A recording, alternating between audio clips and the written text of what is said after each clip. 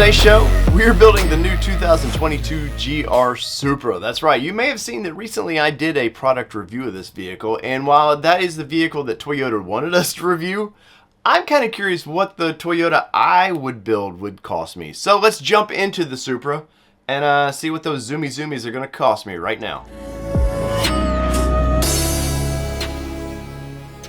Building my idea Supra. Now, a lot of things vary here. You have to look at what is your budget. You know, these are expensive vehicles for what they are. They're little two-seater sports cars that are not ideal for everyday use, though I'm not saying you cannot use it if you're maybe just a single or a couple and you can get away with this as a daily. That's awesome, and I respect you.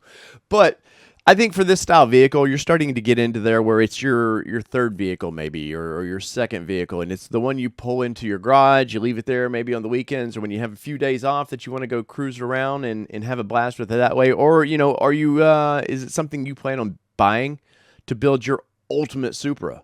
So there's ways to look at this, but so the 2.0 starts at $43,290. While that seems like a lot of money, it's really not anymore for what the performance you're going to get. Now, the cool thing to notice with this is the 2.0 with the single turbo. You're going to get 25 to 32 on the highway, which is pretty good. But go over to the bigger boy, and that 3-liter single turbo, you're going to get it's 2230. So 2 miles, well, like 3 in the city, 2 on the highway less. Is that really worth the difference? Now, there is a big price difference. If you look, $43,000 versus $51,000 to jump up, still not crazy. It does put the 4-cylinder kind of on the back end of my opinion. I'm a power guy.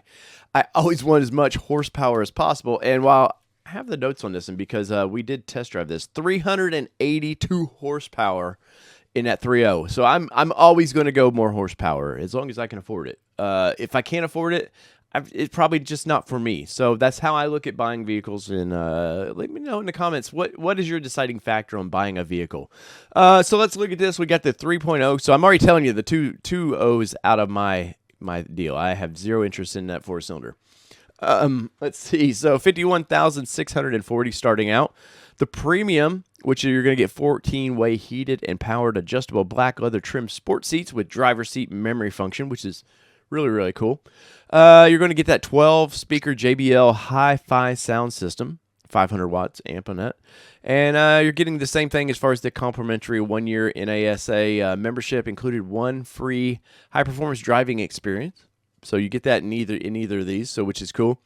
And then up on the carbon fiber, you're going to jump up and you're going to get carbon fiber splitters and let's see, carbon fiber side rockers, and you're getting a bunch, but it's really just a carbon fiber package the way I'm seeing it right now. So we got the 3.0 selected there, and so let's go into this, and looks like first off is engine. Now, while there's no real options with the engine, we will go through this, and it says we're going to get the 3.0 twin-scroll single turbo, 24-valve inline 6-cylinder, 8-speed automatic with paddle shifties. I love the shifties on the steering wheel, and this is super crisp, as you would expect it to be, and I really do like how this handle when you pop it over into manual mode, which is honestly I would probably keep it in manual mode a lot. Now we do know we have the new manual transmission coming for this vehicle, so does that change things? I do like to shift cars from time to time, but I will admit the paddle shifters on this car might sway me away from wanting a 6-speed manual transmission. And we got Z coming, so with Z coming, that's the primary competition for this vehicle. It's a very small market for this style vehicle. And, Z and Toyota and Nissan like that, it's a good battle to have. And I like the fact that I think Toyota reacted to put a manual transmission in it when Nissan back in 2020 said, hey, we got the shift boy happening here. I think Toyota was like, damn it. Now we gotta partner with our partner and come up with a manual transmission. So it's not a bad thing though. So let's get into this. So that is our only option there. So let's see what's next. Ooh, colors. Colors make a vehicle to me. This is the, if you want to feel aggressive, you want to, murder it out, you go that just black, tint them windows and you look cool. And each one of these colors sets a tone. So let's first look at Nitro Yellow for $425 upcharge. It's a nice color. Look at that. I like how you got a little bit of the kind of, honeybee effect there with the black and yellow. Looks really good. Next up, Absolute Zero, and there is no upcharge for that color, and it's a classic color. Nothing wrong with that color at all. Tungsten, not bad. Let's click around here just real quick on the tungsten. That's not bad at all. That's a good looking color. Next up, we got Turbulence Gray, which is, I do like this gray. I like how it's going to play in the light a little bit. At night, it's going to look darker. In the day, you're going to get hints of that silverish look to it. Not bad. This is Renaissance Red 2.0, and something about red in sports cars. I don't know, is it because of Ferrari? Because Ferrari was kind of that first iconic sports car that everybody kind of set the bar at. That red just makes it seem fast, but not a bad color on that. And then we have the classic Nocturnal, which is a black, this is what I tested. I tested in this color, and I liked it quite a bit. I mean, quite a bit. So it looks like our options are we're going to get black Alcantara / leather with our interior. So out of all these, Nitro Yellow, is that for you? Absolute Zero, is that one for you? Let's see, what else we got there? Tungsten. We've got Turbulence Gray, the Renaissance Red 2.0, and Nocturnal. Now, I will say that black that I test drove was perfect. It was really, really nice, but I may be swayed. There's two colors on this list. First off would be the Turbulence Gray. I'm not normally a gray car, but I like it with that. I like how the wheels really blend into it, and this is all factory, yes. And I know a lot of people want to put aftermarket on it. More power to you. I love it. But for me, I'm looking at this as I probably wouldn't change anything for a while about this vehicle. So between that one there and the upcharge of Nitro Yellow, this is a tough one, man. This is a tough one. I think for me, I'm sticking with the yellow. And I think why I'm going to stick with the yellow is because it's a hot color. There's an upcharge to it, which $425 doesn't bother me on that. But I think it's going to be a more rare color because of the upcharge. And yellows are hit or miss with people. And this is that real kind of that dark kind of canary that you used to call canary yellow. And I think the dark yellows work great. And, of course, Nissan Z's got this kind of pale looking yellow that I'm not a fan of by any means. I think if they would have come out with something like this, we could compare the two colors side by side. That would be amazing. But it's not meant to be right now. So I think, yes, for me, this is what I'm looking at for my ideal Supra. I like that a lot. Now let's look in the interior here. Let's zoom this out a little bit. There we go. That interior, man, 10 out of 10 on this interior. Now, obviously, they've had some help with this. This isn't just pure Toyota. When you get in this, you see the shifter there. That screams BMW. These are things I'm going to talk about that don't take away from the car to me.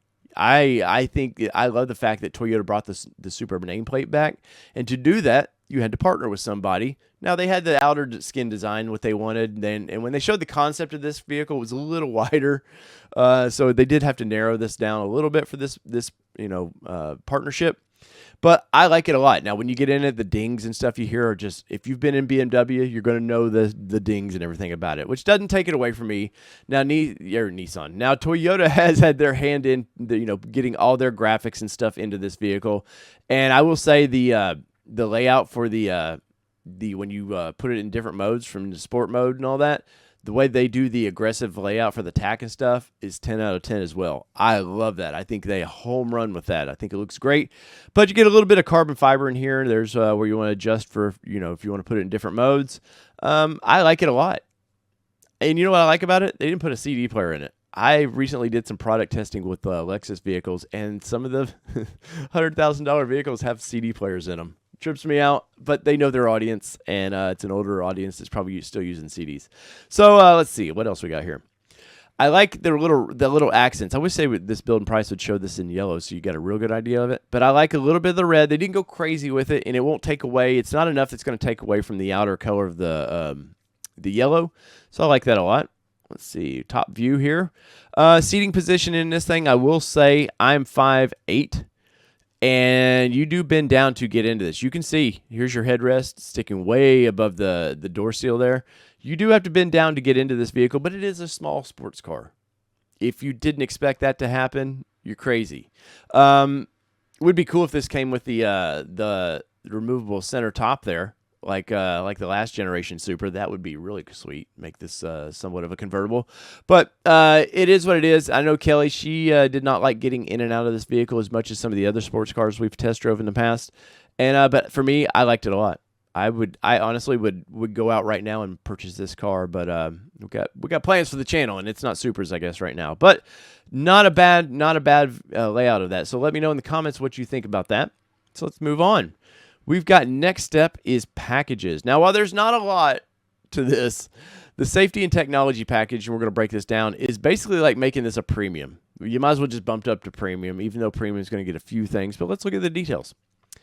So with the safety and technology package, you're going to get full dynamic radar cruise control, blind spot monitoring with rear cross traffic alert, parking sensors with emergency braking function, 8.8-inch screen with that, which is, I will say the touch screen of this really nice.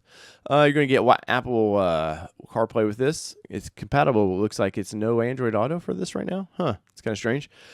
Speed limit information, super connected service with trial concierge service and stolen vehicle recovery and map updates. So for $3,100 or almost $3,200, is that worth it to you?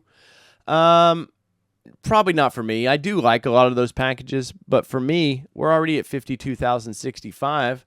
I'm kind of good, as is there. You're still getting there's a lot of stuff you're getting with this vehicle. So I'm going to pass on that for right now. So next step, this is where these guys really want to hit you for money. Alloy wheel locks. I don't live in an area that I'm concerned with people wanting to steal my factory wheels. So that's not really a concern for me. Now, carbon fiber mirror caps. Let's view the details on this one because I am curious about this. These are handmade 2x2 carbon fiber twill weave, clear coated to help protect the mirror caps from potential discoloration caused by UV rays. Easy, simple installation. I don't think so for me. If I got the carbon package, I'm all about this. But for me, I don't see that for me right now. Next step 2, cargo tote. If I got this vehicle that look, they've got a hat in it. Like, let's see if we can pull that up a little bit.